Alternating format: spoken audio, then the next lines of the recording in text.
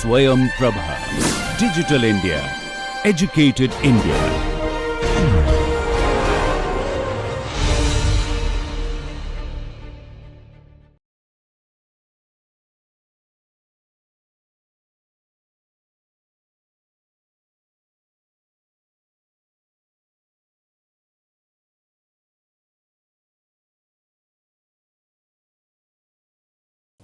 Welcome to this NPTEL course on Practical English, Learning and Teaching.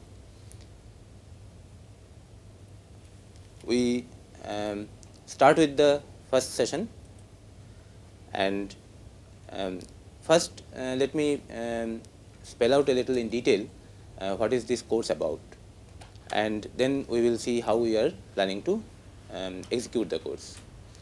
This course, Practical English, Learning and Teaching, is actually based on a program on English proficiency, which we have been running in IIT Kanpur for slightly more than 2 years. And first, let me tell you what is the motivation of this English proficiency program. Many of you know that an alarmingly large majority of educated Indians try to manage their entire life with a very poor command over English, and therefore their professional life gets seriously disturbed. The question is why this is the situation. The reason is that they just avoid putting 1 year of serious study and serious effort to get their English in order, and somehow many of them keep on thinking that learning English and achieving mastery over this language is extremely difficult and that they will not be able to do. And nobody has categorically told them that English is just a language. The way you can learn any other language, you can learn English and you can master it. It should not be very difficult. And millions of people have done that before you, and at the same time as you, there are another million or another large number of people who are doing it every day. You can do it, and it requires roughly 1 year of serious effort, serious study to improve the language proficiency, after which you can reap the benefit of that labor for next 50 to 60 years. Now, why this is the situation? I am talking here about educated Indians. At the right age of learning, which is childhood, in India it is difficult for majority of children to learn the English language the way they learn their mother tongue, because for the purpose of a child, English proficiency is not needed, because at home, at playground, at school, with friends, he doesn't need English. Besides, in order to know the external world, he doesn't have to rely on English. He does that with his own language in his locality. So for his own purposes, he doesn't need it. It is a different matter that in his later life he will need it. At that time it will be vital. But at the current time, since the child does not need it, he has no urge to learn it. Apart from that, the background of a majority of children is not conducive to a continuous, thorough learning of English. Apart from that, parents of majority of children are not conscious regarding the necessity of teaching English to their children and the way to do it. Besides, many of the teachers entrusted to teach English to children have inadequate competence. Either their English is weak, or they don't know how to take the knowledge to the children. And apart from that, it is difficult for them because there is no coherent material and method by the help of which such a teaching is possible. So for that, what is needed in our country is a systematic course material and methodology, and of course dedicated teachers. Even after the childhood is over, when the command of the life passes on to the hand of that person himself, at that time also he finds a lot of difficulty in acquiring the language, which he actually has to use in his profession, in his work, in his life throughout. There are several reasons in adulthood which are different from the reasons of childhood. During adulthood, attention diverts to other practical things of life, and learning cannot be the focus of a person. He is mired with a lot of responsibilities, a lot of pressures, work pressure, and of course his priorities change. His family becomes first priority, not his learning. Apart from that, there are other social disturbances, so he cannot concentrate on his studies. Besides, even after all this, in adulthood there is another problem, which is the opinion and autonomy. In adulthood, a person can decide whether he will take up studies or not. In childhood, if the parents say that you have to study, then children study. They have no other way. But in adulthood, they have the autonomy. They can decide that I will study later. Right now, I do some other important work. And therefore, a very important work, which was study, actually gets into the lower priority. Besides, in adulthood, people have a lot of opinion. So they are not so malleable that they can be molded by even a good teacher. And in adulthood, if somebody wants to learn something new with a real dedication, then apart from systematic course material, he needs to have a lot of resolve, patience, and discipline. For people in general, whether children and adulthood, children also sometimes fall prey to these weaknesses. Some people have false sense of knowledge. I know a lot. And that stops the flow of knowledge to a great extent. And sometimes people who actually do not have adequate background shirk from going to a learning program, basically because they think they already know enough. And then, diametrically opposite, there is a false sense of inability. Some people think that English belongs to others who are more fortunate, and I perhaps don't deserve it. Who says so? If you want to acquire a particular knowledge, of course you deserve it. Your wish to acquire it is your license to acquire it. So there should be no feeling that somebody is so low that he does not deserve to learn a language, because as I told you earlier, that it is just a language which millions of people know, millions of people are learning every day. It cannot be very difficult. Apart from that, typically it is human nature that there is a lethargy of taking up something new, and sometimes people think that maybe the effort that I spend in this will go waste, I will not succeed, I will not learn enough, so why spend the effort? This is a very negative way of thinking, and it should be fought against. And people don't want to fail. They don't want to try and fail. And that way they never try. Besides, in adulthood, people find that learning, even if they wish to learn it, that becomes optional. There is no compulsion to do it. And they feel that it is of limited utility. How much I will learn now? In adulthood, people think in that terms. So, and of course, they also have lack of confidence on the teacher or the method or the subject matter material used to teach. Though the bottom line is that you will learn a subject if you have the willpower. Even if the material is not the top class, even if the teacher is not top class, if your will is top class, then you will succeed. This is something which people must bear in mind. And the need is, of course, trust that one can do it, patience to continue doing it, discipline to follow the path once taken thoroughly till the end, and of course long-term commitment. This course that we are starting today is of only a duration of 20 hours. Yet I am talking about long-term commitment, because within a span of 20 hours, a language is not learned. I am telling you that the English is just a language. It cannot be very difficult. But then it is not that easy. No language is that easy that you can learn it in 20 hours. And that is why I am talking about a long-term commitment.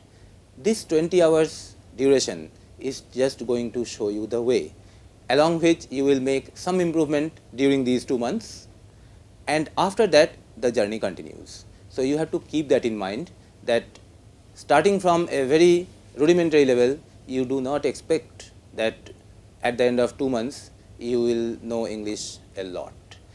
From whatever level you start, you will make an improvement. But the most important thing is that we are trying to show you the way along which you can proceed even after the completion of the course and continue learning more and improving your command more and more every day. And in order to go on learning and making improvement in your learning, you need to have the will to understand any level of English and express almost anything, any feeling, any thought in English. This kind of a feeling should not stop you that, oh, this is Walter Scott, of course that I cannot read. Why? If you cannot read it today, don't say that I cannot, this of course I cannot read. You say that this I postpone. Right now I read something, I study something which is of my level, but never say that these things are anyway not for me. Okay? So have the will to eventually be capable of reading and understanding anything that is written in the language. On the other side, if you have a complicated thought, if you have a complicated feeling which you want to express, don't say that this kind of thing of course I cannot express in English. You can, perhaps not today, perhaps not immediately, perhaps not within 30 seconds, but if you put in enough effort, you can express any complex feeling, any complex thought in the language once you master it. And you need to set the agenda for yourself to learn the language up to that level. At this stage, I would like to enumerate the different segments of people whom we are expecting in the audience of this course, which we will be interchangeably calling PELT and EPP, because PELT is the current forum in which we are offering the course, Practical English Learning and Teaching, and EPP is the parent program from which we are having the ongoing activities. So this course is to a great extent for school teachers because they build the future of the country, and of course college and university students who are the present of the country, present of the society, and parents of young children who want to ensure good English education for their children and do not want to rely completely on the societal arrangements for doing the same. Besides, professionals, particularly in secretarial and administrative job, who need English for their day-to-day professional work. And there are many other groups who can benefit themselves from this course and who are taking this course right now in this MOOC NPTEL program. People in all the above categories who think that their English needs improvement, and then there are people who are not sure whether their English is all right and they want to find out. Then there are people who think that they know good English and would like to have it confirmed or certified. And apart from that, there are teachers, there are people who want to find out an effective way to teach English. And make note that the promise of this course is not that it will make an expert out of you starting from any level. That is not the promise. It will depend, the proficiency acquired through this course will certainly depend on the starting proficiency of the participant. What the course promises is that starting from any level, it will make a significant improvement in your English proficiency, of course, if you follow it sincerely. And apart from that, it gives you a bonus advantage which you did not try for and which we did not try to give you. And that bonus is that beyond a threshold, when your English proficiency goes beyond a point, then you will notice so much power, so much beauty in the language that you will feel that it is a delight, it is a blessing. Still, I am not focusing on this issue because this perhaps can be told not only about English but about many other languages. Almost every human tongue is blessed with so much sweetness, so much power, and so much beauty that acquiring any new language is an advantage in itself. But right now we are focusing on English, and we are trying to promote English language because in today's world that is necessary for survival and prosperity.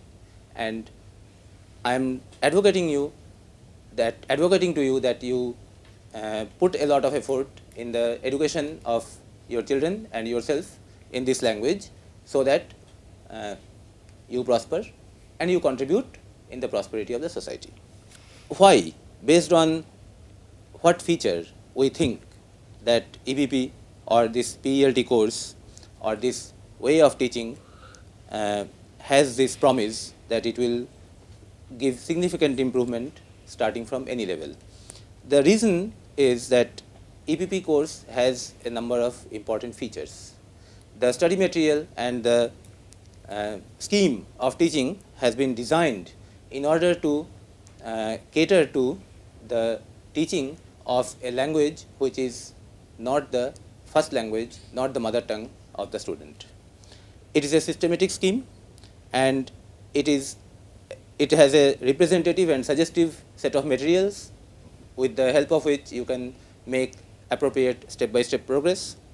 And in this, the material and the course material and the teaching method are both rolled together, in the sense that the program to begin with is actually a program not only to acquire proficiency in the subject but also to acquire proficiency in teaching the subject. And it starts from the base and targets till the top. And of course, in doing this, since we have already assumed that our target audience, our target student does not learn English as his first language, then the question arises, what is his first language? And whatever is his first language, we call that first language as CLL, Common Local Language, in which the classroom is generally proficient. And since the audience already has enough proficiency in a common language, so we take the help of that common language proficiency in order to communicate our ideas in many instances. And in this particular case, we are taking Hindi as the common local language, and that is why basic aptitude in Hindi will be expected from the participant to follow through the course properly. One great feature of this EPP course is scalability for audience of different backgrounds. That is, the same material with the same scheme, through minor adjustments of coverage and details, can be given to school children as well as to school teachers and other adult participants. And right now, in this execution in PELT, in the MOOC course, we will be taking an approach which will be appropriate for adults, but at a reasonable level of background. At this stage, I would like to answer any questions that any of you have. Any questions? So I have a question. Why Indians don't want to learn English, knowing that English is an international language? There are several dimensions in it. It is not that plain that English don't want to learn English. Some that don't want to learn English, some don't care, some do not know the importance, and there are many who would like to learn the language but are not ready to put in proper effort for that, and that is a major concern. Sir, I have a question. There are other English courses, there are ways of teaching English. Is there practical English? Does it have any other significance? Well, by calling our course practical English, we want to emphasize that this is for those people who want to use English for their work, not necessarily for acquiring great scholastic level, not necessarily for pursuing literary interests, but just for the day-to-day purposes which is needed in their work, which is practical. So that is the idea. Okay, I have a question. Thing is that we go through many literary works of many people, but it is not quite possible for us to understand each and every meaning of the words. So, how does it affect the comprehension of the passage that we go through? Well, quite often you can follow the meaning of the passage even without knowing the meanings of many words. And typically, a strategy to consult the dictionary for every word that you find new in a book is very counterproductive, because that way you will never make any progress in a good book. And what happens is, from the context, many times you understand the meaning of the passage, and at the same time you get a rough idea about the meaning of that word also, which you did not know. And all the time you are not conscious that you have recently developed a sense for the meaning of a particular word, but that sense stays in your mind. And when you encounter same words in frequent places, in different contexts, then you develop a more and more coherent picture of the meaning of that word, and then perhaps one day you decide that let me see what is the real dictionary meaning of this word, and then you see that. So that is the way it is. Thank you, sir.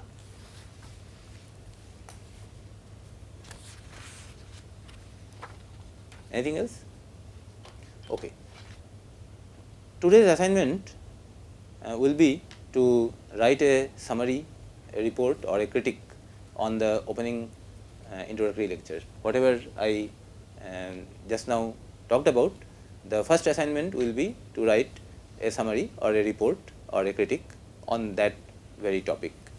And we leave it at this step, at this point, and quickly try to summarize how we intend to execute this course. As you already know, we will have 8 weeks of lessons in this course, which can be subject wise divided in 4 quarters. Each quarter is going to be covered over 2 weeks, which means a total of 8 weeks, 5 sessions in each week. That means 40 sessions. Each session will be of 30 minutes duration, in which we will have one major segment of instruction, and then some questions and answers with the audience, and then a little section of tutorial in which I will try to illustrate the practice sessions which you need to go through on your own in order to learn the subject matter better. And then we will spend a little time on teaching, how to teach this subject. And the details of every session will be uploaded, one session a day, along with the assignment. And the due date for the submission of that assignment will be 1 week, and after 1 week, on that day, whatever day it is, 1 p.m. will be taken as the deadline of the assignment submission.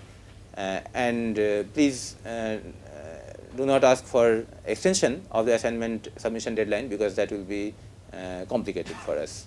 And assignments are to be submitted in only PDF format.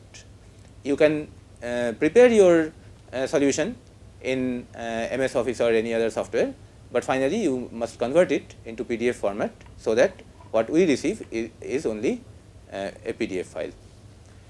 And as the assignments are subjective, they will not have unique answers or solutions as such. In those assignments for which some suggestive solution can be prepared, we will upload the solution at the course website. And of course, there is no assumption that is the solution, that is the best solution or ideal solution, nothing of that sort. That is one possible solution. Okay? And for the course, a diary site will be maintained at this URL, and it will be updated with the recent days proceedings every day, except that the video of the lecture will be updated at the NPTEL course site, and the assignment and solutions will be uploaded at both sites. And as I told you that the class duration will be of instruction, discussion, tutorial, and instruction to teachers, discussion on teaching this material. These letters in the HTML file may be too small, and on your computer screen some of that may be blurred, but that is not a matter to worry, because as I was telling, all these material will be linked to this site. On the other hand, the video lectures will be linked to this site, and so whatever material I am using in these lectures, all of that will be linked to this site, which you can see unperturbed on your screen. This is the diary file. Okay? So whatever material we use for the instruction, we will link it here, and whatever questions and answers come up in the discussion session here, they will be compiled and linked at this point, and assignment will be here, and whatever takes place in tutorial, the material that is used during the tutorial session will be uploaded here, and the details of the material that we end up referring to during the discussion on teaching, those teaching notes will be here. And make note that to begin with, there is a general body of notes for teachers already existing here, and that is the EPP instruction for teachers. And here at your leisure at this site, I am talking now to teachers who will use this course for developing techniques for teaching. So at your leisure, you can go through this site, and lot of details you can find here, and you see that this course in EPP has been subdivided into 4 modules, which is roughly equivalent to the 4 quarters of the course that we are going through right now. Okay? So the module 1 in EPP is of 10 sessions in PELT and so on. And along with this, there are a number of files linked here, which tells you in detail the way to conduct several sessions which you as a teacher will be conducting in your classroom.